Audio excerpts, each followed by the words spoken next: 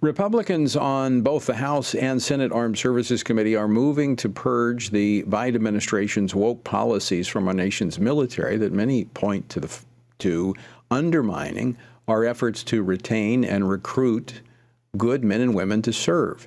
Now, the committees in both chambers of Congress recently advanced the National Defense Authorization Act, which is the measure that allocates both where the monies go and the policies that govern our nation's military. It's the one time in a divided government that the Republicans that do not control the executive branch have an opportunity to shape policy, because this is one of those must-pass pieces of legislation. It passes every year.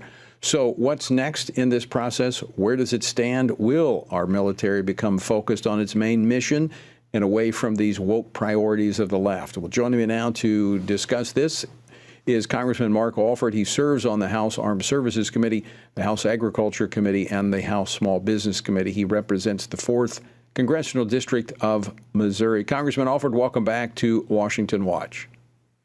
Thank you so much, Tony. We're live in our district office in Lebanon, Missouri, not too far from Fort Leonard Wood. Well, I want to commend you. I watched part of the House Armed Services Committee hearing, and you worked very hard to try to purge these woke policies from our nation's military. Give us an update on where things stand.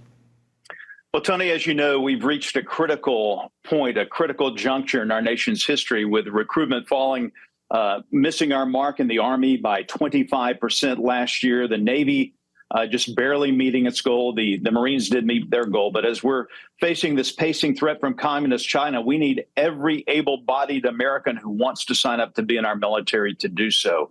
Only 9% of Americans' young people want to join the military. And there's a reason for that. I think we've talked about this before. We've lost a sense of patriotism in our country, but also the woke indoctrination of our young people, it creeping into our military, the drag shows that we're seeing on naval assets, ships, and on military bases. And also this digital advertising, digital ambassadors trying to recruit people into the military who agree with their woke lifestyle. We need to put an end to that. And last Wednesday, I'm proud to say I was part of a team of Republicans who did something about it. We are defunding these policies. We're getting rid of the drag shows on military bases. And we are eliminating some funding for CRT programs and also some of the organizations inside the military responsible for spreading this wokeness doctrine. So you were able to amend the NDA. Tell us what your amendments did in going after the CRT, the diversity, equity, and inclusion, and the drag queen activities on these bases. Sure. We've got a long list of them. I'm going to read them. We're reining in the cost of training for CRT. We're eliminating the chief diversity officer of the Department of Defense. We're funding prohibition to promote critical race theory at service academies. We banned the drag shows and drag queen story hours, and we got rid of the digital ambassador program designed to do that.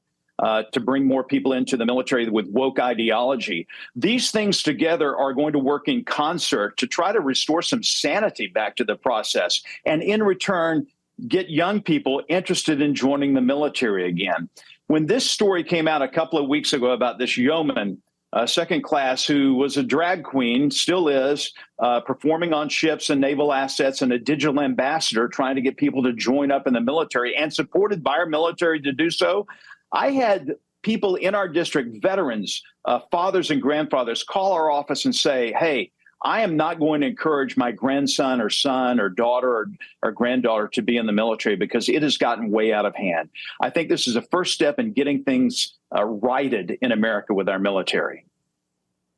You're absolutely right. I hear that all the time. And this is undermining our nation's ability to recruit men and women who are willing to serve and, if necessary, lay down their lives for this country. What's the next step in this process, Mark?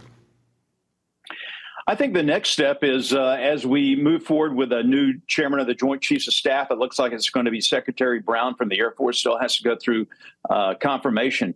We need to make sure, and I've had conversations with him on the phone and also in committee, that we have the understanding that maybe Chairman Milley did not have, and maybe that Secretary of Defense Austin does not have, that we need for our generals to not be politicians, but to be generals and lead a patriotic army, especially as we encounter the communist Chinese and this uncertain threat now from Russia and the instability there in Ukraine. Yeah, you're absolutely right. They need to go back to their primary mission, and that is to fight and win wars, period. Exactly. Congressman Alford, always great to see you. Thanks so much for joining us today. Thank you. God bless, Tony.